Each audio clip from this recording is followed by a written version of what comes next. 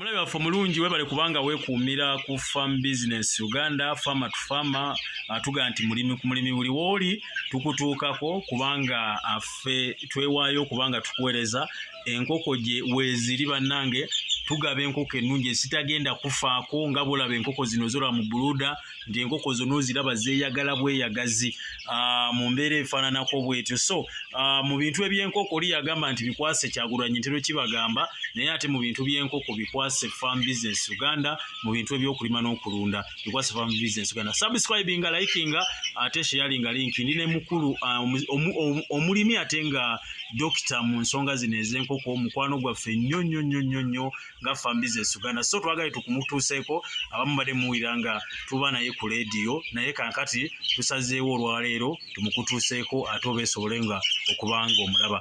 Mr. Joseph, tekikola nsobi kwongera buuza ku balabi baffe. Abalabi baffe aba Farm Business Uganda balamusizzaako nnyo engeri ey'enjawulo. Okay.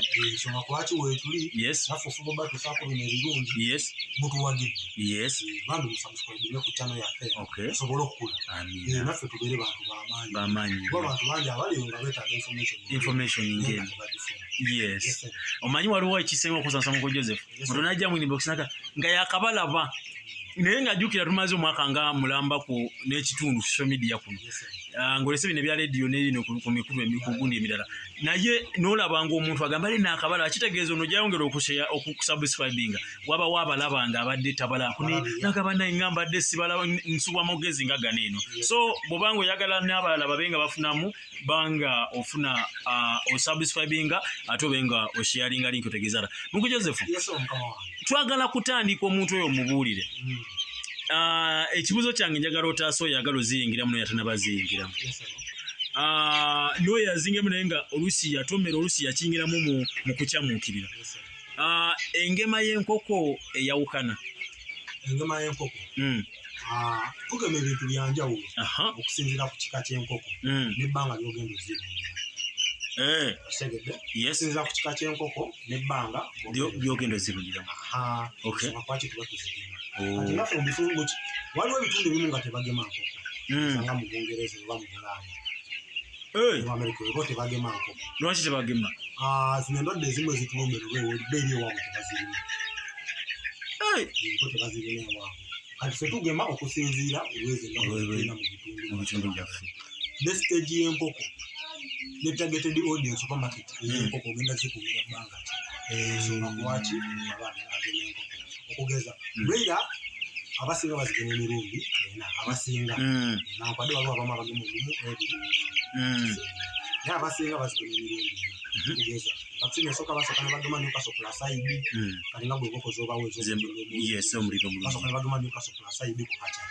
Then week 1 weyitawo genogemera Newcastle plus ID n'omuddamu broilers. Then ku wiiki ey'okubiri n'ogema Gombolo. Ku wiiki ey'okusatu n'ogema Gombolo. Then ku wiiki ey'okuna n'ogema Newcastle Lasota. Currently ezadde byetugema mu broiler. Byetugema okusinziira ku bbanga ly'olwogenda ozikuuma. Kuba broiler olumu tusuubira nti ogenda kubeera nazo kumala bbanga buwanvu nnyo. So kati awo tugema ebirwadde ebyo olw'ensonga byebitera okutusumbwa mu kitundu kyaffe kino gye tulimu ne ku edi ogenda okuuma broilers. Ojja kwesanga nti layers tuzigema vaccine ez'enjawulo nga typhoid, fowlpox ate nga broiler tetuzigema.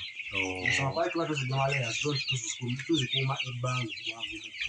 Enkoko zaffe balaikira okulumbibwa Gombolo wakati w'ebbanga nga wakazifuna nga nto paka ku myezi ebiri.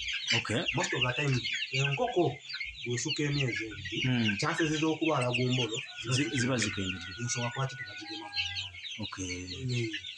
Yonsonga kwaki manya bagigema Gombolo after emyezi ebiri tebaddamu gigema ki Gombolo kebeleya. Naye wesanga nti Newcastle engeri gyaliko muni ne mu leya zonna zitandise okubiika tuddamu ne mugema Newcastle. Ate kitali ku Gombolo kuba ezisukka emyezi ebiri Gombolo. Ffe ne Gombolo tuba tukoze eki? Tuba tulemagana. Tuba tukitabire. Kati zino enkoko zaffe nazo era tuzigema emirundi egy'enjawulo. Kati nga zinasasa ne broiler. Abasinga bazigema omulundi ogusooka nga bagema broiler Newcastle plus ID ne bagema Gombolo ne Gombolo ne basembera Newcastle Lasota. abamu bazigama fallpox kisinza kubanga ne baba abamu kati nga gwe enkoko zosupply nga bakasitoma abo oba omaze ozigema Malex olunaku olusooka so baba bwetaavu bakuyima ki kuba Malex tumugema kati olunaku olusooka n'ennaku 10 kusooka nnaku era abasinga kati nga gwe enkoko ekyomutindo z'obawa Malex tumugema ku lunaku olusooka ku kakyali so kati bweba tewetaaga kuddamu ogema Malex olw'ensonga nti Malex naye olumu tawaanya enkoko kakati zino ezaffe zo bazigema wadi Malex ku kakyali zagemebwa Malex kitegeeza togenda kiddamu kakati ekirala nze ekyemasigaza nze nazigema Newcastle Plasaidi nenzigema Gumbolo nejjo wezaweza wiiki 3 nazigema Gumbolo kati ndirinda wiiki ejja ziremu ezigeme Newcastle Lasota waba waliwo obwetaavu ku wiiki ey'omukaaga tuba tugenda zigema fallpox singa waba waliwo obwetaavu then weva ku wiiki ey'omukaaga ekyokuddamu nenzigema typhoid wiiki ey'omunaana oba eyokusinza ku vaccination schedule yo yabakuwadde balunzi bwetumba schedule zaabwe bafolowinga kunaku bweruti ngenda gema bwekiti zino vaccination schedule yazo ntera olumu faananamu koleera olw'ensonga nti ogenda zikuuma ebbanga eggwanvu mukko ate ekitali kubanga zino neleeya abantu abamu ayinza ogikuba okumala omwaka oba emyaka 2, 3, 4, 5 so kati kyabeta n'ogigema ebirwadde ebyo ebyenjawulo okusinziira ku stage yaayo kakati ndowooza tuyimuke njagala omuntu oyo ali okubanga atulaba ekya Malex tugema enkoko ezo Malex nga ziri eno ku achale tugenda ozikuleetera nga zimaze okugebwa era eyo doozi yo tugisobola gwali eyo yaffe njagala ombenga omumenyeramenyera omugambye nti wova ku Malex gwe tumaze okuba ku nkoto tugenda kubanga tudda wano era ogenda gema Newcastle ogenda gema mu nkola bweti kuba eriyo omuntu bambi ali okuyingira mu kintu kyekitwagaza nga Farm Business Uganda naga nti mwe muli banjawulo okooko ku balala kubanga tukuwa ekintu ate nobanga olabya ddala nga gyetukuwadde kyekituufu nga ensonga ku lwaki tuzigema tugema enkoko zino tuziyiza ndwadde zigenda tugema enkoko twatuteekamu basirikale okugema bubawuuka tugema enkoko twatugiteekamu akawuka singa obulwadde buli buba bulungi busangamu kakawuka muki mu mubiri okusinga okusanga enkoko nga terimu bakuumi bonna oba basirikale bonna abali mu mubiri gwayo batugema enkoko bwe maazigemye olumu teziziganira Gumbolo okuzigema zigema naye era saagala kuteekawo miwaatwa nza kuleeta ndwadde zimu ku nkoko zaffe zino olabira nfuba nnyo kiziyiza enkoko obutabanga birwadde mbingi olaba nzigema naye era abalagajja busobi tuse tebazigema olw'omukisa omulungi sobola okuwona sobola oba okukyalidde nga tewazigema era ekiyumba kinene olwo omusajja Mr. Joseph Njukiza olwo omukulu wa kampuni emu gwe twawa enkoko nezibuluding okumalamu weeks 2 kakati kyanewuunyisa nti bwe yatwala enkoko teyaddamu kolaki teyagema kati bw'ataagema kaona namuyamba nezikula neziva bulungi kati ye kyeyakolanga ngadda kulina eddagala lino eryaffe omanye lyabayita eno egganda oba essogo oba enyankole oba ekiga ku tribe oba ku mukindu ky'olimu nekuko neziva bulungi yaddamu n'akola order buto kati kyekikyoga nti Katonda asobola okukuyamba neziyitawo n'otafuna buzibu bwonna n'atalwala nebumulumba tetwagala kuteekawo miwaatu egyo nga wekugambye nti tuli mu more of prevention okuziyiza okuwonya ebbanga lyezibaddewo tezinaba kulwala kubanga gwakuzigema era nfuba nnyo nkola ebyo byetaagisa enkoko zange zibeerenga zirabika bulungi kugeza nga wetegereza enkoko zino zonna zaagala kufaanana sayizi si zaagala zenkana mu sayizi ewe balimu okusima ku nsonga kwaki ziba zenkana wetegereza nti enkoko zaffe kyenkana buli we yeetooloolera osangawo drinka ne fiida drinka ne feeder nyingi mugundi ya mu farm ya osanga at least mu distance ya mita emu wale bali commenting mita emu kitundu hata ne half a meter usanga wonga waliwo drinka okay ya wano eja wali so kulya wali edda wali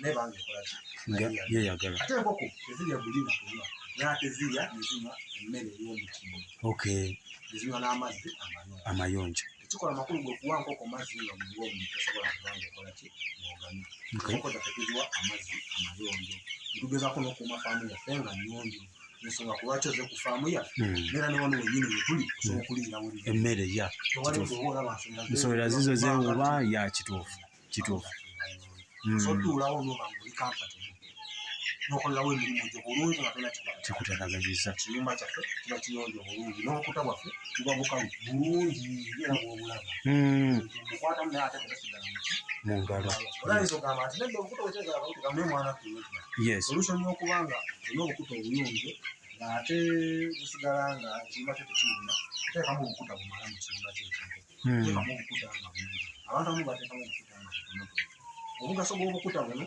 absorvinga amazzi agaba gava mu kalimba discharge y'enkoko kubanga enkoko yotefuka nayo nnyo kati amazzi ago agaba gasigalidde gafuuyira mu kalimba waazo ki ekigenda okukwata amazzi ago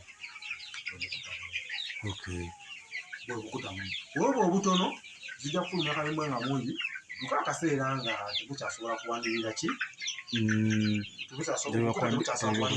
mazzi gali mu kalimba nga kiwunya naye tuteekamu obukuta nga bungi nnyo kubanga sobola okuwagala nti obukuta busobola okubaamu ne bukola paka wiiki nga zinaweereza paka wiiki nga mukaaga ziri wano nga tokyusa bukuta sijja kubukyusa okuddako okubuleekinganga oba bukyusaamu buli ku makya obuli waggulu ne budda wansi obukuta ne buba nga bukalu bulungi waliwo ekintu kubwangu awali naye bw'oba yettaka oba yes obukuta bwaffe buba nga okay ensonga lwaki obukuta bwaffe n'ekiyumba kyaffe kibeera kiyonjo n'okufuna informate mu nkoko zaffe drinka tulina nyingi enkoko zaffe zirya muzirya we zeetaagira era oziraba nti zirya zinywa eziwummula tezinatabbuli yes enkoko emmere gye tuziwa tuziwa mmere ya mutindo enkoko eri mmere nga ya mutindo lwaki zikolera ne fiida zinene oyinza okuba yakozesa fiida zambaawo amu basaana ebizimiro kamale gagiweera omwebiri omwo wesanga enkoko ziridde ate zitaddemu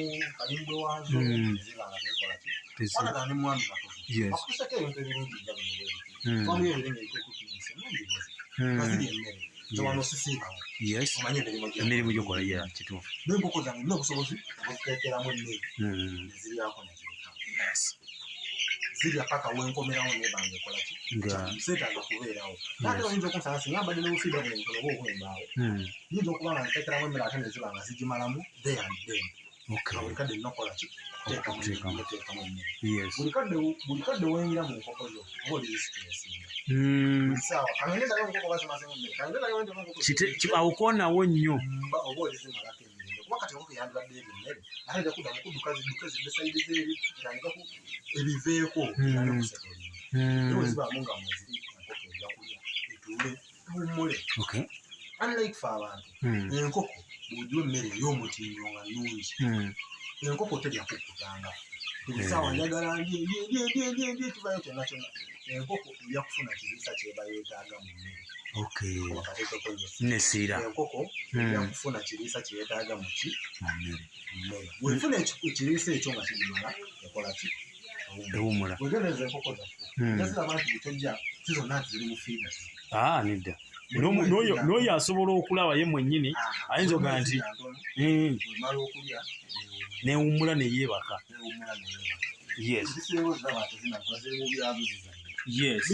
zirya emmere eri ku mutindo nezifuna ekiriisa kyezeetaaga ziwummula nange singa emmere ebaala teri ku mutindo enkoko buli kadde eba teva mu katiba enkoko eba teva mu katiba buli kadde eba enoonya kiri ekiriisa kyeyeetaaga naye nga tinabakola kifuna ensonga lwaki eba teva mu katiba enkoko zange zino faso naye tojja kunsanga nti ndiziwa amawata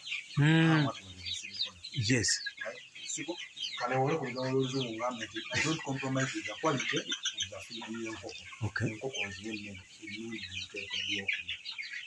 Tokugamba tokozesa mbeera eno nti bw'oba olunze saso osobola n'ebikuta osobola n'obusa obusiike omanyi tulina abantu ab'enjawulo kituufu. Ndowooza tukozesa nti nno mpozi ebanfunayo enfunayo nga giwe ojja kuwa bw'otagiwa tojja kuwa. Tuvola abamu beekwasa nti baatuwa obukoko bubi bafuna bakwekwasa muntu yakuwa nkoko muwakola ekisaanidde bokitegeeza ugasanga oli mukazi wa maize brand enkoko ndiwa maize brand oba catu maize brand so bituse naye talina nnyo kyamaanyi kyayongera ku nkoko okukula kwayo kuba enkoko mu kukula yeetaaga ebintu ebyenjawulo. Okula obulungi yeetaaga soya oba mukene yeetaaga protein neetaaga carbohydrates then nebirala nga vitamins calcium biki ebyo ebirala bakombayina nesena kwetaaga gundi ebyo ebyenjawulo. Kati brand yengayi amawunti ya carbohydrates amulimi matono nnyo. Ayirekomenti bwoba oyagala enkoko ekyo gyekule bulungi broken maize singa biba tebiyinza mu nsawo yo kubanga emiwendo giri wansi. Omuntu obeera yenna ali oba alonda mu nkoko enkoko gyowadde emmere erimu ekirungo ne broken enkula yaayo yanjawulo. Enkoko gyowadde ekirungo nga kirimu maize brand. Enkoko gyowadde maize brand teva mu katiba buli kadde ebeere mu katiba ngaekola aba yeetaaga ekiriisa kiri okitegeeza. Naye ate enkoko eweereddwa emmere nga yamutindo mulungi erimu broken enkoko eyo erya katono nefuna ekiriisa kyeyeetaaga nakola ki newumula kati bayite enkoko. Kati abamu gwoja kwagala osevinga compromising ne quality y'emmere y'enkoko that is what I recommend. Okugeza nze enkoko zange omala zitabulira emmere from day one zange zitabulira mmere nga bwe nakugamba siziweeyo mmere mbu ate pireti ntabula emmere yange naye ntabula emmere ey'omutindo simala gaziwa mmere nziwa emmere ey'omutindo. Okugeza enkoko zange wemba nzitabula ntokozesa premixes. Premix gwenkozesa bamwita umix gwenkozesa otabula emmere yange funa umix wange nentekamu soya nentekamu emmere yange era nutritionally and well balanced. Emmere eba yamutindo si bintu byakujingirira ate bagambe bange nfune mukene ate kanfune kotoni ate bagambe nofunayo kolanyi bagambe nfunayo kino nosanga nti olitabula emmere oba oweereddwa amagezi abantu ab'enjawulo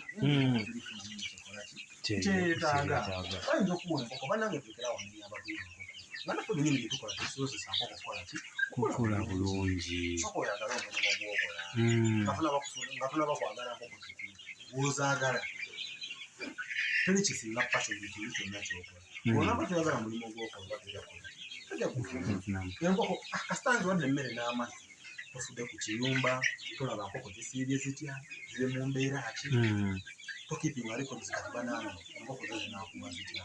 Enkoko zikuume bulungi zaagale nazo zijja ku ziyise bulungi nazijja kuyisa bulungi ziwa ekirungi nazijja kuwulira mu nkomerero. Toyagala ate kukifunamu obufuni sayidi balaba abagaba amagezi bangi baziwa amawatako zinkole bwenti njaziwa biwotameroni otubulira kyetaaga omuntu waba akugamba ebyo nomubuuza kati kiriisa ki ekyenjawulo ekiri mu kigendo okugisa enkoko.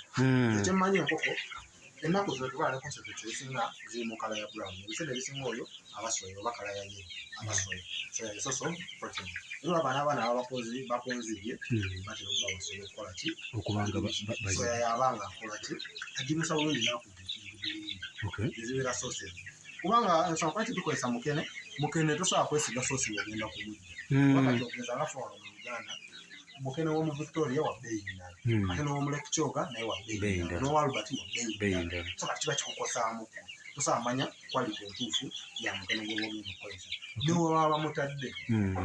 Nze soya nkugambye nkozesa soya naye soya gwenkozesa nkozesa di oil di soya soya gwemaze okukenenulamu olwegenda mubisise gwenkozesa sikozesa mukene sikozesa soya wakuba nti ngenda genda nfune kilo ya nusu 100 ntabule soya oyo ntabika okuziwa ati warayisi ate wabigambye nti soya enkoko zaffe so bete okona erya soya ali roasted oba ali di oil abo omulundi okozesa otabula emmere yo ey'omutindo kati nze gwenkozesa ku nkoko zange zinamba Okay. Oli ku Farm Business Uganda, Farmer to Farmer, mulimi ku mulimi, tuline omulimi Dr.